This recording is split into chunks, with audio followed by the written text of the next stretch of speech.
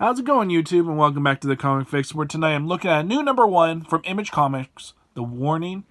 And it's written, in the art is done all by a guy named Edward LaRoche. And you feel the book, and it doesn't feel like a regular Image #1. It feels like a little bit... If you guys ever read the book Punk Rock Jesus, they put out that book into a format where it's almost like paper quality. And you kind of feel that in this book. Like the quality of the paper is very different. But when you look at this book and you get the first page, it looks gorgeous. The coloring in here is beautiful.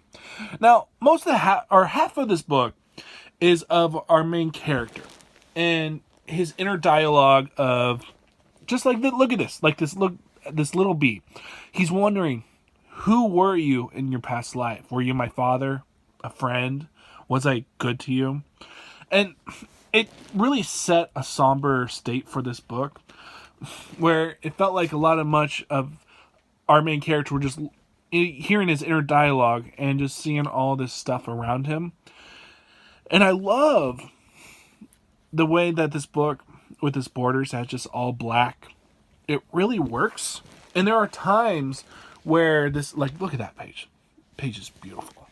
There's times where the artist, he goes and has one page like this. Like, this should be...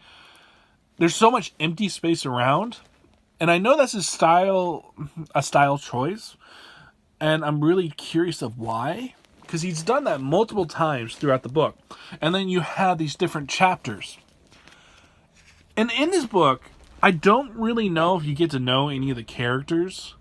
You're introduced to the situation of the story where we have a beam of light that's happened, and all the weather around that beam of light is just, the weather's just gone crazy. So the army has gone to go and see what it is, and they find out that in this beam of light, there's a rogue planet coming to Earth. Like, literally, a planet outside of our Milky Way is being pulled into Earth. And these army guys are getting ready for invasion. So the story in here is there's not much going on except for just setup. I really don't know if I can tell or advise people to go pick this book up, or it's a need to read. But for a new #1 by Image, it was good. It was halfway decent.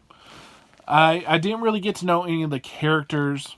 The situation sounds interesting, and I think and the artwork is really enjoyable, especially the coloring. The coloring, I thought, like, really made everything pop. I don't know if Edward LaRoche did the coloring also. I know he did the art and the writing. Let's see. Nope, he did not do. But Brad Simpson, I really like coloring. So, would I recommend The Warning?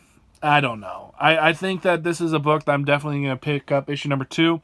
Like, when I got this book in my pull list, I kind of forgot that I asked for it, because I go and get the previews, and I'm like, any new #1 by Image and all those other